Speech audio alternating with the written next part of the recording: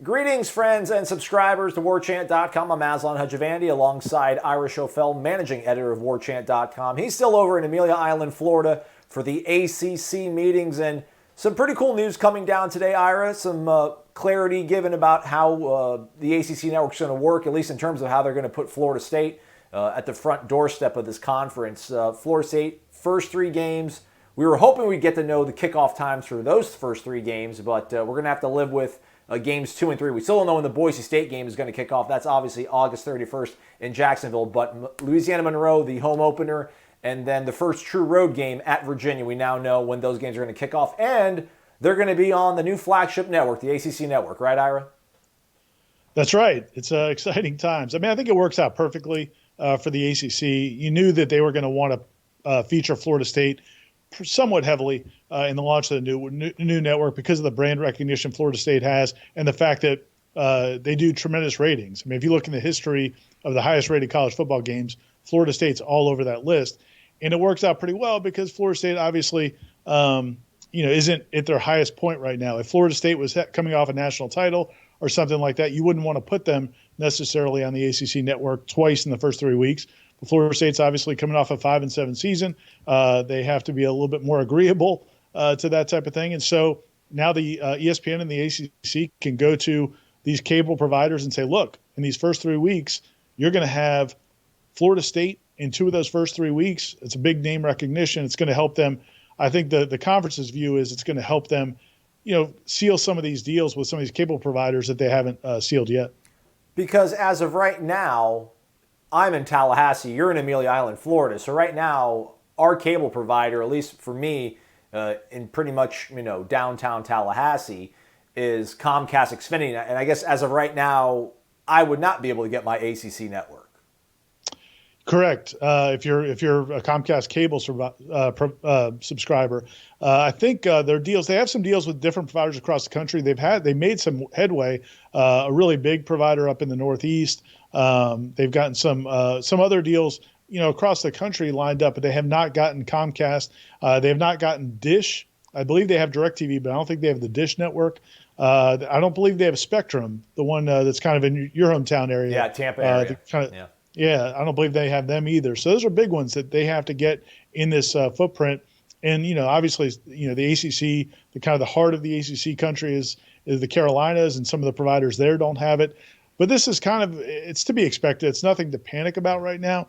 If you look at the history of the SEC network launch and other networks, a lot of times this goes down the wire. You have negotiations. You have huge conglomerates negotiating with each other. ESPN is going to want, and the ACC are going to want every penny they can get per subscriber for the new ACC network, and they're going to leverage all of their offerings to get that. Meanwhile, these cable providers are not going to want to come off of any extra money that they don't have to. So you're going to see this battle back and forth, and we'll watch it play out. And I think you're going to see, FSU and some of these other schools really kind of try to stoke the flames of the fan base to get people to call these providers and say, hey, you need to carry the ACC network because I need to watch the Noles play ULM in week 2. I can't miss the Warhawks and the Seminoles. But to your point, I was living in Jackson, Mississippi back in 2014 when the SEC network launched. And I think at that point, I'm pretty sure Comcast was also the cable provider in the greater Jackson area, and they weren't set to get SEC network. So that caused a whole bunch of the villagers are upset and, grassroots sort of stuff on Twitter, tweet at your cable provider that you want the SEC network. And ultimately everybody, that's in that footprint that really needs that network did get it. So I think to your point, that's probably something that will get sorted as we get closer towards the line. I think Altice, is the name of the cable provider you're thinking of. Correct. In the Northeast. Yes, there you go. So we got Correct. that. All right.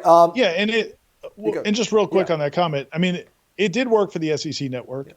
There's no guarantee it's going to work out perfectly for the ACC network. So that's what we have to see. The Pac-12, now they weren't partnered with ESPN. They went with Fox, and they have not had much success with carriers and making money on their network.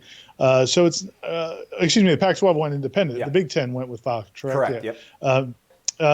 But it's not a slam dunk. There's no guarantee.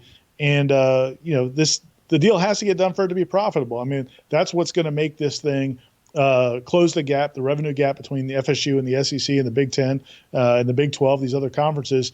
And so they need it to work.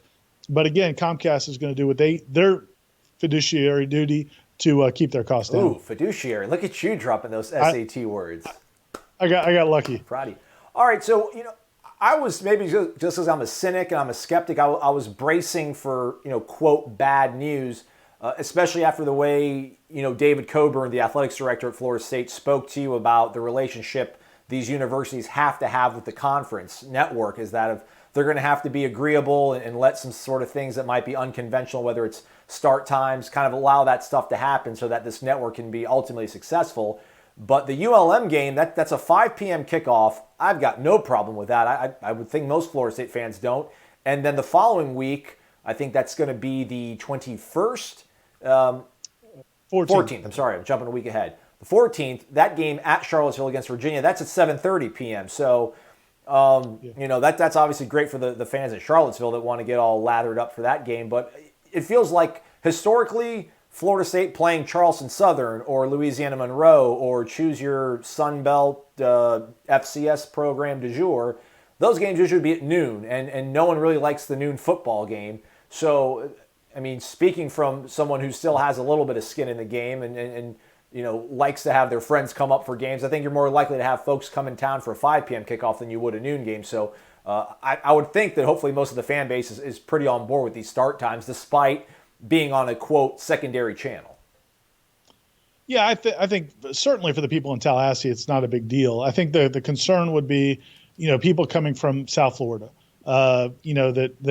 maybe it's kind of in the middle of the day. It's kind of a challenge. Do you try to drive up that morning? You're not going to be able to get there and back in one day. Not that you could for a noon game either. Really, almost any game for Florida State fans in South Florida. But I think it's a different time. So I think from the Seminole Booster standpoint, the ticket sales staff standpoint, you're always leery when there's something new, and a 5 p.m. game time is not traditional for Doak Campbell Stadium. So I think there's a little bit of concern. But I'm with you. I think most people, the reaction we saw on social media right before we started this, seemed to be all positive. As long as it's not a noon kick in September, I think most people are happy. And the other thing is, again, I think this Florida State will be able to use this. They know that they're being leveraged by the ACC. And as I mentioned in the story, which people can read at warchant.com, the ACC traditionally has always kind of done this. When a new league member jumps into the conference, like Pitt or Boston College, or when there's a new TV deal, when they started the ABC Monday Night Football games, it was always Florida State and Miami. TV and the ACC are always going to leverage Florida State.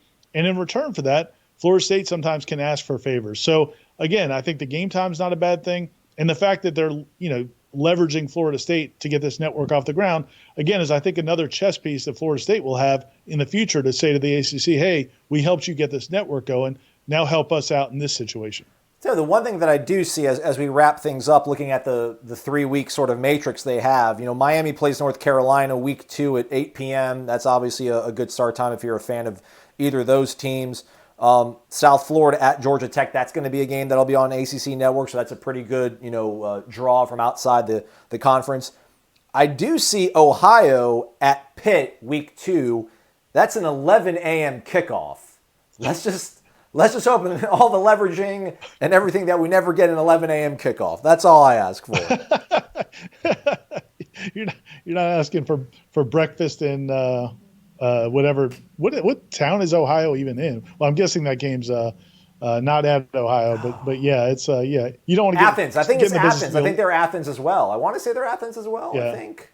It might be. But yeah, you don't want to get in the business of the 11 a.m. ACC Network kickoff. That would be dark times. That would be dark times indeed. I need to look up where Ohio University is before we sign off because it's Are they the Bobcats? It is Athens, Ohio. Okay, yeah, I know they're the Bobcats. I just want to know what town they were in, so we had that accurately depicted there for the fan base. So, folks, continue to stay tuned and connected to warchant.com. Ira's got more write-ups and stories from what's going on over at the ACC spring meetings in Amelia Island. If you're not a member, use the promo code WARCHANT30 for a 30-day free trial. Thursday, looking ahead, is that when Commissioner John Swofford meets with the delegation that's out there, Ira? Correct. He's kind of floats between meetings during the 3 days of the 3 or 4 days of the conference. But I say 3 or 4 because we don't usually come for the first day. It's very informational oriented. But he floats in between the different meetings, and then on Thursday morning, the athletic directors and the faculty representatives will meet with him and the ACC staff, and they'll make any recommendations, votes, anything that they need to do formally will be done at that time. And then usually right after that, about a half hour later, Commissioner Swafford is gracious enough to meet with the media who are still here, and we'll be here, and we'll provide updates on the tribal council, the message board first. That's where we always put information first, and then we'll come back with some stories and possibly videos to kind of recap whatever the final results are of the ACC spring meetings. Awesome. Check it out, folks. warchant.com. Again, use the promo code WARCHANT30 if you're not already a member. Ira, thanks for your time, man. Have fun out there. Thanks, Aslan. Take care.